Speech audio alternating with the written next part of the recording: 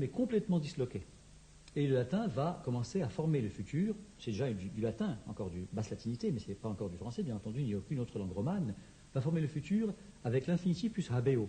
Exemple, pour dire je chanterai, on dira cantare habeo, c'est-à-dire j'ai à chanter, qui veut dire que je le ferai plus tard. Autrement dit, se servir du verbe avoir, habeo, j'ai, précédé de l'infinitif du verbe, ça sera appliqué à tous les verbes, et ça va venir à la façon romane, pas seulement en français, en d'autres langues, l'espagnol, l'italien, etc., de exprimer le futur. Or, dans ce texte de 842, nous avons les premières esquisses de cela.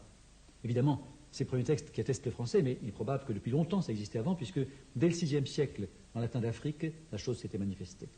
Alors nous avons ici salvarai, c'est-à-dire je sauverai, salvare habeo, formation latine de basse latinité, et prendrai, c'est-à-dire je prendrai, qui ressemble déjà quasiment à la forme moderne, prehendere habeo, pour dire donc je sauverai et je prendrai, et ce texte sur ce plan est extrêmement moderne. Mais alors quelle est cette première forme du français?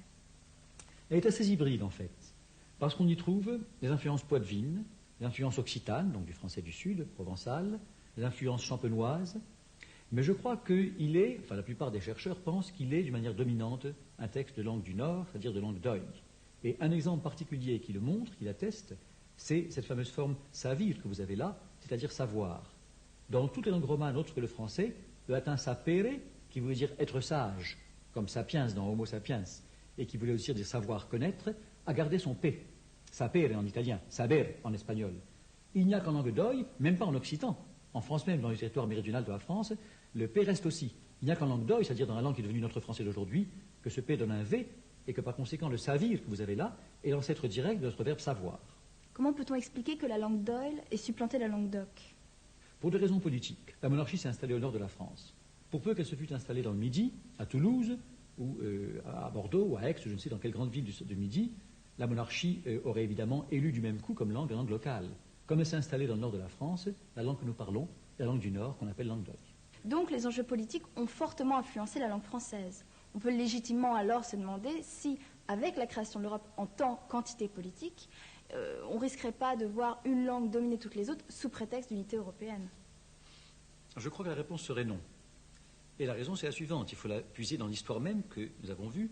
C'est que vous avez pu voir pour le français, et ça s'applique aussi à bien d'autres langues de l'Europe, le mal considérable qu'a eu la langue orale, telle que l'a parlé les populations, à s'imposer contre le latin dont la pression était énorme comme langue de prestige et comme instrument de la politique des monarchies.